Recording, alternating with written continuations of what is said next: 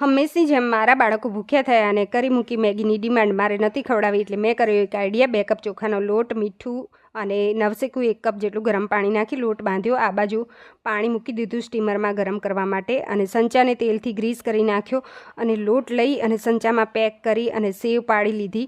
સેવ પાડ્યા પછી ઢાંકી અને 15 મિનિટ માટે બફાવા માટે મૂકી દીધી. અહીંયા સેવ બફાઈ ગઈ છે અને ગેસ ઓન કરીને કડાઈમાં 2 ટેબલસ્પૂન તેલ મૂક્યું. લસણ સાંતળ્યું, એની અંદર આદુ મરચાંની પેસ્ટ સાંતળી અને ચોપ કરેલી ડુંગળી એડ કરી સાંતળી, લસણની ચટણી એડ કરી સાંતળી અને ચોપ કરેલી કેબેજ, વટાણા અને ચોપ કરેલું કેપ્સિકમ એડ કરી સાંતળ્યું. મીઠું એડ કર્યું, ટોમેટો કેચઅપ એડ કર્યું, ચપટી હળદર એડ કરી, લાલ મરચું પાવડર અને મેગી મસાલા એડ કરી અને બાફેલી સેવને એડ કરી મિક્સ કરી અને હવે ઉપરથી મરી પાવડર અને ફ્રેશ લીલા ધાણા એડ કરી અને મેગીને સર્વ કરી દીધી. રેસિપી ગમી હોય તો વિડીયોને લાઇક, શેર, સબસ્ક્રાઈબ